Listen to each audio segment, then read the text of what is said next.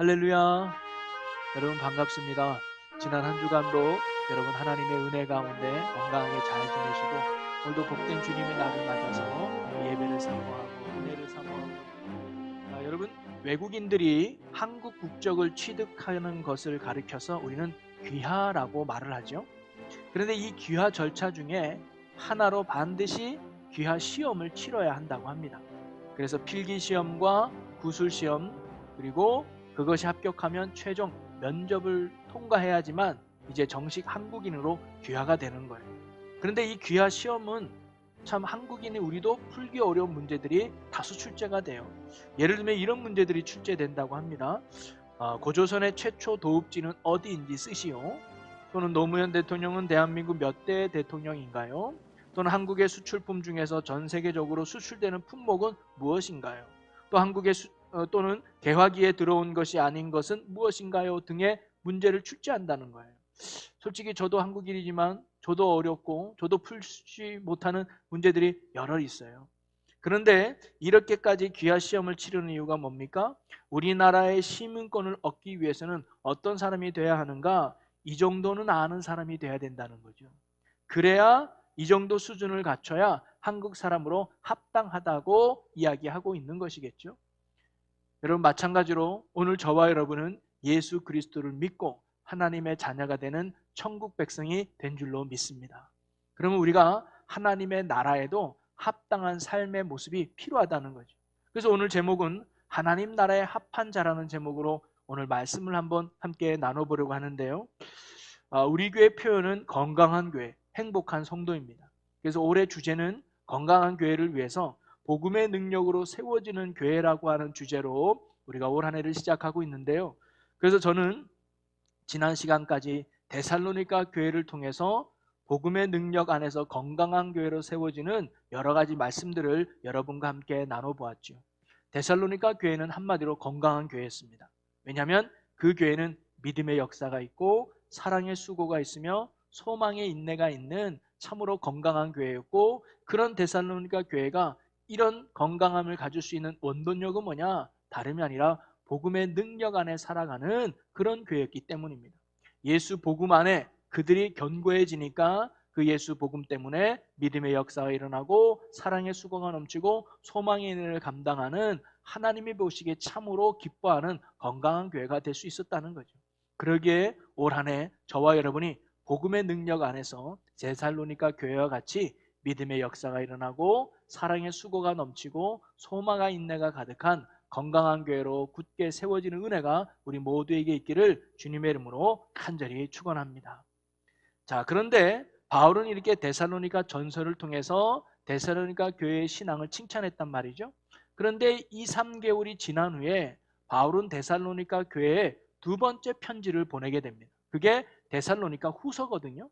그러면 바울이 데살로니가 교회에 두 번째 편지를 보낸 이유가 무엇일까? 크게 두 가지 때문이에요. 하나는 뭐냐면 그들의 잘못된 재림 신앙을 바로 잡기 위해서입니다. 데살로니가 전서 4장에 보면 바울이 예수님의 재림에 대해서 이야기한 부분이 나와요. 예수님은 올라간 대로 그대로 이 땅에 내려오실 것입니다. 그럴 때 죽은 자들이 일어나고 산 자들은 예수님과 함께 하나님 나라에 올라가서 영원한 삶을 누리게 될 것입니다 라고 하는 예수님의 재림에 대한 부활의 신앙을 이야기한 적이 있었습니다. 그런데 바울이 전한 이 예수님의 재림의 이야기를 오해한 성도들이 있었어요. 그래서 예수님의 재림이 자기 시대에 금방 올 것이라고 생각한 사람들이 있었어요. 물론 예수님의 재림을 사모하고 간절히 기다리는 것은 참으로 좋은 신앙의 모습이기도 하죠. 그런데 문제는 뭐냐면 현재의 삶을 포기하고 재림에만 매달리는 사람들이 생겨났다는 거예요. 아니 예수님이 이제 곧 재림해서 우리가 하나님 나라로 올라갈 텐데 직장 생활할 필요가 있을까? 돈을 벌 필요가 있을까? 이제 곧 예수님이 재림해서 하나님 나라 백성이 될 텐데 결혼? 그게 중요할까? 하면서 직장을 포기하고 결혼을 포기하며 삶의 규모를 잃어버린 사람들이 생겨났더라는 겁니다. 그러면서 현재의 삶을 포기하고 재림에만 매달리는 사람들이 생겨나면서 이러한 잘못된 재림신앙으로 그들은 정상적인 사회생활, 가정생활을 포기하고 심지어 자기들끼리 집단생활하는 모습까지 보여줬다는 거예요. 여러분, 우리나라에도 이런 적이 있었죠. 1992년도 10월 28일 예수님이 재림한다고 떠들었던 다미성교회. 아마 신앙생활 하신 분들은 좀 아실 겁니다. 그때 사람들이 재산도 다 정리하고 집도 다 팔고 10월 28일 날 흰 옷 입고 산속에 기도원에 다 올라가지 않았습니까? 그래서 방송국에서 생방송으로 촬영했잖아요. 정말 예수님이 오실까 안 오실까? 근데 어떻게 됐어요? 재림의 역사는 결코 일어나지 않았죠. 그래서 그들은 12시가 넘었어요. 1시, 2시까지 아무리 기도해도 예수님은 오시지 않죠. 그리고는 새벽에 동틀 때 그들이 얼굴을 가리면서 카메라 앞에서 산에서 내려오는 장면이 뉴스에 방영된 걸 본 적이 있습니다. 여러분, 데살로니가 교회 몇몇 성도들도 예수님이 곧 재림한다고 생각이 들었어요. 그래서 그들의 삶을 포기하고 오직 재림에만 매달린 신앙의 모습들이 있었다는 거죠. 바울은 이처럼 현실의 삶을 포기하고 일도 하지 않고 교회 안에 머물면서 오히려 무의도식하며 일만 만드는 그들의 게으름을 지적하고 엄격하게 명령을 합니다. 누구든지 일하기 싫어하거든 먹지도 말라. 조용히 일하여 자기 양식을 먹으라 하면서 그들을 권면했다는 거죠. 그러면서 예수님이 이 땅에 재림하실 시와 때는 아무도 모른다. 오직 하나님만이 알고 있다. 오늘 오든 내일 오든 그날이 중요한 것이 아니라 언제 예수님이 재림하실지 모르지만 항상 깨어서 오늘 우리에게 주어진 사명, 오늘 우리에게 주어진 삶의 내용에 충실하고 성실하게 살아갈 것을 바울이 데살로니가 교인들에게 권면하고 있는 거죠. 그리고 또 하나의 목적은 뭐냐면 여전히 그들이 어려운 상황 속에서도 건강한 신앙을 보여주고 있는 그들의 신앙을 자랑스러워하며 칭찬하고 있습니다. 그것이 오늘 우리가 읽은 3절 4절의 내용인데요. 바울은 데살로니가 전서에서도 그들의 신앙을 칭찬하고 자랑스러워했습니다. 그런데 오늘 말씀에서 보면 바울이 데살로니가 교회의 신앙에 대해서 감사와 자랑을 넘어서 한 가지 더 칭찬하는 내용이 오늘 본문에서 찾아볼 수 있는데요. 그것은 뭐냐면 바로 데살로니가 교회 성도들이 하나님 나라에 합당한 자로 여김을 받고 있다는 겁니다. 자, 5절 말씀을 한번 읽어보겠습니다. 이는 하나님의 공의로운 심판의 표요 너희로 하여금 하나님 나라에 합당한 자로 여김을 받게 하려 함이니. 바로 바울은 데살로니가 교회가 하나님 나라에 합당한 자로 여김을 받는 교회라고 칭찬하고 있는 겁니다. 사실 데살로니가 교회 성도들 중에 몇몇이 잘못된 재림 신앙에 빠질 수밖에 없었던 이유는 뭐냐면 하나님 나라에 대한 이해가 부족했기 때문이었습니다. 그들은 하나님의 나라가 예수님이 재림하시면 그때 임하는 나라로만 알고 있었습니다. 예수님과 함께 올라갈 때 그때서 비로소 실현되는 나라로 이해했다는 거죠. 그래서 그들은 세상의 삶을 포기하고 앞으로 그리고 앞으로 맞이할 하나님의 나라만을 소망하며 그들이 살았던 것입니다. 그러나 바울이 전하고 성경이 가르치는 하나님의 나라는 그렇지가 않습니다. 하나님의 나라라고 할 때 이 나라의 말은 헬라어로 바실레이아라는 단어인데 이 말 속에는 왕이 다스린다는 의미가 내포되어 있습니다. 즉 왕이 다스리는 나라, 왕국이라는 뜻이 나라에 담겨져 있는 거죠. 그래서 성경이 말하는 하나님의 나라는 공간적 개념으로서의 의미가 아니라 통치의 개념물이 더 중요합니다. 바로 하나님이 왕이 되어서 다스리는 나라, 통치하는 나라가 바로 하나님의 나라라는 거예요. 여러분, 우리가 구원받았다고 했을 때 그것은 뭘 의미하느냐? 바로 우리의 삶이 하나님의 통치 속으로 들어가는 거예요. 하나님의 다스림 속에 살아간다는 것이 바로 구원받았다는 것을 의미하는 거예요. 그러기에 하나님의 나라는 죽어서만 가는 나라가 아니라 이미 이 땅에서 실현되고 이 땅에서 성취되고 이 땅에서 누리는 나라가 하나님의 나라라는 거죠. 그래서 우리는 이 땅에서 이미 이루어지고 실현되는 하나님의 나라를 우리는 중요하게 여겨야 된다는 거죠. 바로 오늘 5절에 말한 바울이 말한 하나님의 나라는 죽어서 가는 그런 하나님의 나라가 아니라 이 땅에서 실현되고 이루어지는 하나님의 통치, 하나님의 다스림이 있는 그런 나라를 지금 바울이 말하고 있는 것입니다.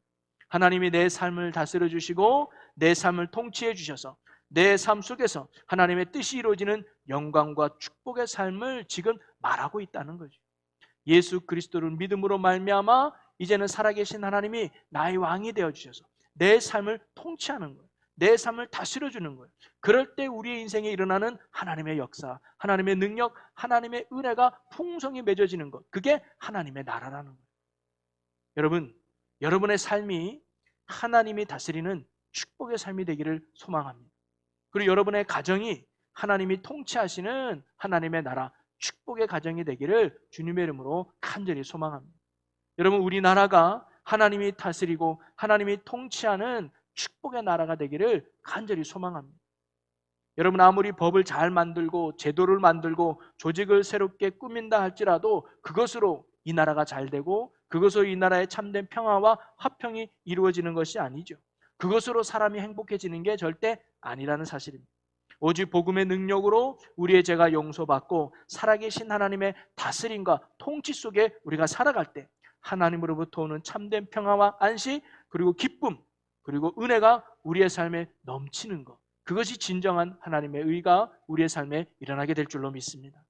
그러면서 바울은 5절에서 말한 하나님의 나라에 합당한 자라고 말한 것은 뭐냐면 바로 이처럼 이 땅에서 우리가 하나님의 다스림과 통치 속에 살아가기 위해서는 그의 합당한 신앙이 되어야 함을 가르쳐주고 있는 것이죠. 앞에서 살펴보았듯이 대한민국 국민이 되기 위해서는 그의 합당한 실력을 갖추어야 되듯이 하나님의 나라를 이 땅에서 누리기 위해서는 그에 맞는 신앙의 삶과 모습을 갖춰야 된다는 사실을 오늘 바울이 가르쳐주고 있는 것입니다. 자, 그렇다면 어떤 자가 하나님의 나라를 누리는데 하나님의 역사를 경험하는 합당한 자가 될 수 있을까요? 자, 5절 말씀 우리 다시 한번 보겠습니다. 5절 말씀에 보면 이는 하나님의 공의로운 심판의 표요 너희로 하여금 하나님의 나라에 합당한 자로 여김을 받게 하려 함이니라고 나오죠. 이것을 포준 서변역으로 보면 좀 더 쉽게 이렇게 설명해 주고 있습니다. 이것은 하나님의 의로운 심판의 표요 하나님께서 여러분을 하나님 나라에 합당한 사람이 되게 하시려고 주신 것입니다. 이것이 하나님 나라에 합당한 자로 여기는 모습입니다라고 말하고 있는 거예요. 자, 그러면 하나님 나라에 합당한 자의 모습을 보여주는 이것이 무엇일까요? 그것이 바로 이전에 나오는 3절과 4절의 신앙의 모습이에요. 자, 3절 4절이 어떤 말씀인가? 우리 같이 읽어보겠습니다. 형제들아, 우리가 너희를 위하여 항상 하나님께 감사할지니 이것이 당연함은 너희의 믿음이 더욱 자라고 너희가 다 각기 서로 사랑함이 풍성함이니 그러므로 너희가 견디고 있는 모든 박해와 환난 중에서 너희의 인내와 믿음으로 말미암아 하나님의 여러 교회에서 우리가 친히 자랑하노라. 아멘. 바로 3절과 4절에 나오는 데살로니가 성도들이 가지고 있던 신앙의 모습이 바로 하나님의 나라를 누릴 만한 합당한 모습임을 말하고 있는 거예요. 그게 뭡니까? 바로 믿음이 더욱 자라고 각기 서로 사랑이 풍성하고 그리고 소망 가운데 인내하며 믿음으로 살아가는 것이 바로 하나님의 나라를 누리는 합당한 삶의 모습임을 가르쳐주고 있어요. 여러분, 이게 우리가 지금까지 살펴보았던 데살로니가가 가졌던 건강한 교회의 모습, 믿음의 역사, 사랑의 수고, 소망의 인내, 바로 이러한 삶의 모습들이 하나님 나라에 합당한 삶의 모습이라는 거예요. 여러분, 건강한 교회라는 것은 다른 말로 말하면 하나님 나라에 합당한 모습, 합당한 교회, 그게 바로 건강한 교회죠. 그러면서 저는 오늘 말씀 속에서 한 가지를 한번 생각해 보려고 합니다. 그게 뭐냐면 믿음에 대해서 한번 생각해 보려고 하는데요. 데살로니가 교회 성도들의 믿음은 오늘 본문에 보니까 더욱 자라나는 믿음이었다는 거예요.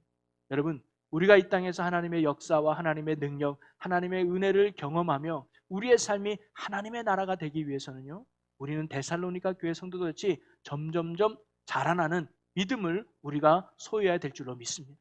이런 믿음이 있을 때 우리의 사랑은 더욱 풍성해지고 또 소망 가운데 인내하며 하나님의 뜻을 이루어갈 수 있다는 거죠. 여러분, 성경에는요 3가지의 믿음을 말해주고 있어요. 그 첫째는 뭐냐면 행동하는 믿음이라고 말합니다. 여러분, 야고보서 기자는 말하기를 행함이 없는 믿음은 죽은 것이다 라고 말해주고 있죠. 이는 행함이 없고 말로만 믿는다는 것은 어찌 보면 진짜 믿음이 아니라는 거예요. 진짜 믿음은, 참 믿음은 행동하게 되어 있다는 거예요. 하나님을 믿는다면 그 하나님을 위해서 행동하게 된다는 거예요. 하나님을 믿는다면 그 하나님을 위해서 액션을 취할 수 있다는 거죠. 여러분, 그것을 데살로니가의 교회에서 바울은 뭐라고 표현했느냐? 믿음의 역사라고 표현을 하지 않았습니까? 우리가 복음의 능력으로 믿음의 역사를이라는 제목으로 말씀을 나눌 때도 데살로니가 교회 성도들이 어떤 믿음의 행위를 보였느냐? 그들은요 믿음으로 말미암아 하나님을 기쁘시게 하는 예배의 사람이 되었다는 거예요. 그리고 그들은 믿음으로 하나님의 말씀만 순종하는 말씀의 사람이 되었고요. 그리고 그들은 믿음으로 하나님 앞에 어떤 문제가 오고 어려움이 오든 하나님만을 구하고 찾고 의지하는 기도에 힘쓰는 기도의 사람이 되었다는 거예요. 하나님을 믿으면 예배의 자리로, 하나님을 믿으면 순종의 자리로, 하나님을 믿으면 기도의 자리로 행동하게 되어 있다는 거죠. 바로 이처럼 믿음은 주님을 위해서 행동하게 되고 액션을 동반하게 된다는 것이 성경이 말하는 믿음의 내용입니다. 또 하나의 믿음은 뭐냐면 끝까지 지키는 믿음이 있다라고 가르쳐줘요. 여러분, 우리가 열심히 돈을 버는 것도 중요하지만 그 번 돈을 잃어버리지 않는 것이 더 중요한 거 아니겠습니까? 건강을 회복하는 것도 중요하지만 회복된 건강을 다시 잃어버리지 않는 것이 어찌 보면 더 중요하죠. 여러분, 우리가 믿음의 역사를 갖는, 믿음을 갖는 것도 중요하지만 더 중요한 건 그 믿음을 잃어버리지 않고 끝까지 지켜가는 것이 더 중요하다는 거죠. 가룟 유다는 마지막에 물질 때문에 믿음을 잃어버렸습니다. 사울 왕도 교만 때문에 마지막에 믿음을 잃어버렸습니다. 그러나 반면에 다니엘과 그의 세 친구들은 죽음의 문턱에서도 믿음을 잃어버리지 않는 신실함을 보여주었죠. 여러분, 누가복음 8장에 보면 씨 뿌리는 비유가 나오지 않습니까? 그래서 씨를 뿌리는데 어떤 씨는 길가에, 어떤 씨는 돌밭에, 그리고 어떤 씨는 가시덤불에, 그리고 어떤 씨는 좋은 땅에 뿌려져서 좋은 땅에 뿌려진 씨만이 좋은 열매를 맺었다고 가르쳐줘요. 그래서 이 비유의 의미는 뭐냐면 씨는 말씀이라고 가르쳤고 땅은 그 말씀을 받아들이는 우리의 마음이라는 거예요. 그래서 땅이 씨를 품었다는 것은 뭐라면 그게 바로 믿음의 삶인 거예요. 자, 그런데 돌밭에 떨어진 씨앗은 뿌리가 약해가지고 뜨거운 햇빛에 금방 말라버렸다고 말씀하시면서 그것은 뭐냐면 말씀을 받아들였지만 그 말씀 때문에 시련이 오면 그 시련을 견디지 못해서 말씀을 버리는 사람. 우리가 믿음을 붙잡고 있지만 이 믿음 때문에 시련이 오고 이 믿음 때문에 핍박이 오면 그 핍박을 견디지 못해서 이 믿음의 삶을 포기해버리는 사람. 그게 돌밭에 뿌려진 씨앗이. 가시덤불은 뭐예요? 그 가시가 기운을 막아서 열매를 맺지 못한다고 했습니다. 그 가시가 의미하는 게 뭐냐면 바로 세상의 염려 그리고 재물의 유혹이라는, 내가 예수 믿고 믿음으로 살면 내가 혹시 세상에 뒤처지지는 않을까? 내가 이렇게 믿음으로 살면 세상 사람들에게 손가락질 받지 않을까? 세상의 염려들. 그리고 세상의 유혹들이 있죠. 예배 드리는 것보다 돈 버는 게 중요하고 기도하는 것보다 사람 만나는 게 더 중요해서 그런 세상의 유혹에 넘어가서 끝내 이 믿음을 잃어버린 사람들이 가시덤불과 같은 사람들. 근데 좋은 땅은 뭐예요? 바로 이런 시련을 견뎌내고 이러한 유혹을 이겨내며 끝까지 믿음을 지키는 자가 바로 좋은 땅의 성도요. 그런 삶에 하나님께서 큰 열매를 맺게 해주신다고 말씀하신 거죠. 여러분, 제가 고등학교 다닐 때 참 믿음의 본이 되는 한 누님이 있었습니다. 저보다 2살이 많은데요. 이 누님은 불신자 가정이에요. 엄마 아빠가 예수 믿는 건 너무너무 싫어해요. 그래서 교회 나가지 말라고 때리는 건 뭐 기본이고 머리까지 자른 적도 있었고 심지어는 성경책을 어떻게 찾아냈는지 마당에서 이 성경책을 그 엄마가 불태워버리는 거예요. 그런데 그걸 알고 이 누나가 그 불타는 성경책을 온몸으로 탁탁 털고요. 그리고 이 재가 된 성경책을 끌어안고 예배당에 와서 눈물로 기도하는 모습을 봤어요. 야, 그런 핍박과 어려움 속에서도 그 믿음의 자리를 지키려고 했던 그 누나의 신실함이 저에게는 큰 도전이 됐었습니다. 야, 나도 저런 믿음의 사람이 됐으면 좋겠구나 하면서 그 믿음을 불허했던 적이 있었습니다. 근데 이 누나가 이제 고등학교를 졸업하고 이제 사회생활을 나갔죠. 그리고는 저도 이제 몇 년 후에 고등학교를 졸업하고 신학교로 가게 됐습니다. 그리고 신학교에서 한 몇 년 있다 보니까 이 누나한테서 전화가 온 거예요. 제가 신학교 갔다는 얘기를 듣고 이제 소문에서 연락을 받아서 저한테 이제 전화가 왔던 거죠. 저도 이 누나를 무척 만나보고 싶었거든요. 그래서 전화가 와서 너무 기뻤습니다. 그래서 이런저런 안부를 묻다가 제가 누나한테 이렇게 물어봤어요. 누나 지금 사는 곳이 어디죠? 수원이야.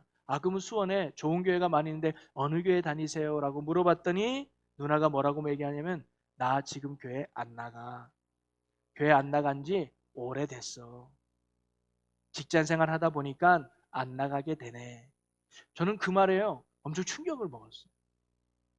저는 그 누나는 어떤 상황이 있든지 어떤 형편이 있든지 끝까지 믿음을 지킬 줄 알았거든요. 그런데 막상 세상에 나가니까 세상의 염려, 세상의 유혹, 세상 것 때문에 그렇게 지켜왔던 그 믿음을 잃어버렸던 그 누나를 보면서요. 야, 어제 믿음 좋다고 오늘 좋은 게 아닐 수 있겠구나. 어제 그렇게 뜨거웠다고 오늘 뜨거우라는 법이 아니구나. 날마다 깨어서 매일매일 이 믿음을 잃어버리지 않도록 늘 살아가는 게 중요하다는 사실을 그때 다시 한번 깨닫게 됩니다. 여러분, 지금도 마귀는요, 우는 사자와 같이 우리를 두루 삼킬 자를 찾고 있다고 했습니다. 어떻게든 여러분의 믿음을 떨어뜨리고 잃어버리게 해서 하나님의 나라가 이루어지지 않도록 지금도 마귀는 찾고 있다는 거예요. 그러기에 여러분, 어떤 시련이 와도 어떤 세상의 유혹이 와도 예수 그리스도만을 굳게 붙들고 흔들림 없이 믿음 가운데 굳게 지켜나갈 수 있는 저와 여러분의 믿음이 되시기를 주님의 이름으로 간절히 축원합니다. 그리고 세 번째는 뭐냐면 성장하고 자라는 믿음이에요. 여러분, 성경은요, 믿음에도 세 가지 단계가 있다고 우리에게 가르쳐 주는 것 같아요. 요한일서 2장 14절에 보면 아이들아, 내가 너희에게 쓴 것은 너희가 아버지를 알았으며 아비들아, 내가 너희에게 쓴 것은 너희가 태초부터 계신 이를 알았으며 청년들아, 내가 너희에게 쓴 것은 너희가 강하고 하나님의 말씀이 너희 안에 거하시며 너희가 흉악한 자를 이기었음이라. 여러분, 요한은요, 아이들, 청년, 아비를 구별하며 신앙을 권면하고 있습니다. 이것은 우리의 영적 수준과 믿음의 성장의 단계를 지금 말해주고 있는 거예요. 먼저는 우리에게는 아이와 같은 믿음의 수준이 있습니다.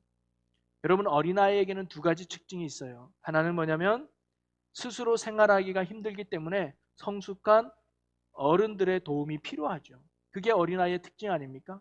그와 마찬가지로 어린아이와 같은 믿음을 가진 사람들은 스스로 신앙생활하기가 힘들어서 성숙한 믿음의 사람들의 도움이 꼭 필요하다는 거예요. 스스로 기도할 수 없기 때문에 기도의 자리로 안내해 줘야 돼요. 스스로 말씀을 읽지 못하기 때문에 말씀을 듣고 읽는 자리로 권면해 주는 거예요. 그래서 더욱 믿음으로 잘 자랄 수 있도록 누군가의 도움을 받아야 자랄 수 있는 게 어린아이의 믿음이죠. 또 어린아이의 특징은 지극히 자기중심적이라는 겁니다. 여러분, 어린아이가 우는 이유가 뭡니까? 자기의 욕구가 채워지지 않기 때문에 우는 거죠. 바로 이 어린아이의 믿음을 가진 사람들의 특징은 뭐냐면 신앙생활이 지극히 자기중심적이라는 거예요. 내가 원하면 하고 내가 원하지 않으면 안 하는 거예요. 내가 필요라면 하고 내가 필요하지 않으면 안 하는 거예요. 예배를 드리는 것도 봉사를 하는 것도 헌신하는 것도 그거 다 자기중심적으로 한다는 거죠. 근데 이것이 꼭 나쁜 것만은 아닐 수 있습니다. 어떻게 보면 믿음의 좋은 시작이 될 수도 있는 거죠. 내 필요를 위해서. 내 유익을 위해서 예수님 앞에 나온다는 것은 어떻게 보면 좋은 믿음의 출발일 수 있어요. 여러분, 야이로가 자신의 딸이 병들어 죽게 되었을 때 그때서 비로소 예수님 앞에 나올 수 있지 않았습니까? 삭개오도 자신의 부족함 때문에 예수님 앞에 나오지 않았습니까? 자신의 필요 때문에 나왔지만 그것이 그들이 구원받는 하나님의 은혜로 가는 좋은 통로가 되고 시작이 될 수 있었다는 거예요. 그런데 문제는 뭐냐면 우리의 믿음이 여전히 여기에만 머물러 있으면 안 된다는 거예요. 10년이 다녀도 20년이 다녀도 우리의 믿음이 여전히 어린아이 같은 믿음으로 머물면 안 된다는 거예요. 그러면서 성경은 두 번째 믿음, 청년의 믿음이 있음을 우리에게 가르쳐 줍니다. 여러분, 청년은 뭐냐면 청년의 시기가 어떤 시기예요? 이제 부모를 떠나서 홀로 자신의 인생을 만들어가는 그런 시기 아니겠습니까? 누구의 도움보다 이제 스스로 자신의 인생을 만들어가는 시기가 청년의 시기인 것처럼 청년의 믿음도 이와 같아요. 바로 누구의 도움이 아니라 스스로 하나님과의 믿음의 관계를 정립해가고 세워가는 신앙의 홀로서기 단계가 바로 청년의 믿음입니다. 누가 시킨다고 기도하는 게 아니고 누가 시킨다고 예배드리는 게 아니라 내가 스스로 기도하고 싶으면 기도하고 필요에 따라서 예배의 자리, 말씀의 자리, 기도의 자리로 나가는 스스로의 신앙의 성숙함이 있는 단계가 바로 이 청년의 시기입니다. 어떤 시련에도 쉽게 흔들리지 않고 어떤 유혹에도 넘어가지 않는 견고한 뿌리가 있는 신앙이 바로 이 청년의 믿음이라는 거예요. 그런데 성경은 이 청년의 믿음보다 한 단계 더 성숙한 믿음이 있음을 가르쳐 주는데 그게 아비의 믿음이에요. 돕는 믿음이고 이끄는 믿음이라는 거죠. 여러분, 부모가 자녀를 낳으면요, 이 자녀가 이제 나중에 독립돼서 스스로 살아갈 수 있을 때까지 부모가 전적으로 이 아이를 위해서 헌신하고 도와주지 않습니까? 그 도움이 있어야지만 이 아이가 잘 자라서 한 인격이 될 수 있다는 것처럼 교회도 마찬가지예요. 처음에 예수님을 믿으면 아무것도 할 수 없어요. 그러면 전적으로 이 사람이 믿음으로 잘 자랄 수 있도록, 이 사람이 하나님의 자녀로 잘 성장할 수 있도록 나보다 남을 낮게 여기며 진정 그를 도와주고 섬겨주고 이끌어주는 믿음의 단계가 필요하다는 거죠. 하나님은 오늘 우리가 이러한 믿음의 단계까지 성장하고 자라기를 하나님이 원하신다는 거예요. 여러분, 오늘 데살로니가 교회 성도들은요, 비록 짧은 신앙의 연수 속에서도 어린아이의 신앙에서 벗어나서 청년의 믿음으로 성장했고, 더 나아가 아비의 믿음으로 성장하여 그들은 서로를 돕는 자들로 나아가고 사랑의 충만함과 풍성함으로 나아갔으며, 그리고 교회를 돕는 성숙한 믿음으로 자라났던 것이 바로 데살로니가 교회의 믿음의 모습이었어요. 바로 이런 믿음이 그들을 사랑의 자리로, 인내의 자리로 나아가게 했던 것이죠. 이처럼 우리의 믿음이 점점점 자라게 될 때 우리의 삶에는 더욱 하나님의 역사와 하나님의 능력, 하나님의 은혜가 넘치는 하나님의 나라가 우리의 삶에 이루어지는 줄로 믿으시기를 바랍니다. 여러분, 말씀을 정리하면요, 데살로니가 교회 성도들은요, 하나님 나라에 합당한 자로 여겼어요. 그것은 오늘 우리가 나눈 것처럼 그들의 믿음은 어린아이에서 머물지 않고 청년으로, 그리고 아비의 믿음으로 나가는 성숙함이 그들에게 있었다는 거예요. 여러분, 믿음의 성장은 하나님이 참으로 기뻐하시는 것입니다. 물론 갓 태어난 자녀든 혼자 독립해서 잘 사는 자녀든 부모에게 모두가 사랑하고 귀한 자녀임에는 분명합니다. 그러나 계속 어린아이로만 머물러 있다면 그것은 부모에게는 큰 근심이 될 것입니다. 하나님은 우리의 믿음이 어린아이였다면 이제 청년의 믿음으로, 청년이었다면 아비의 믿음으로 자라나기를 원하세요. 그리고 그 믿음의 분량에 맞춰 주시는 하나님의 놀라운 은혜를 누리기를 원하신다는 거죠. 여러분, 오늘 이곳에 모인 저와 여러분이 어제보다는 오늘이, 그리고 오늘보다는 내일의 믿음이 더욱 자라는 성숙한 믿음의 자녀가 되기를 주님의 이름으로 간절히 축원합니다.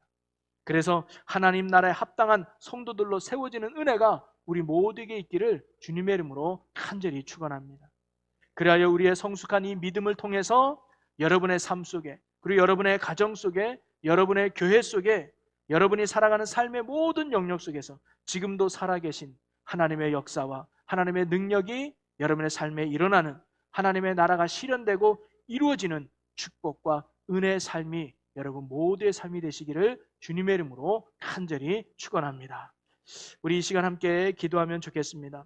살아계신 하나님, 우리가 하나님 나라에 합당한 자로 살아가게 하여 주시옵소서.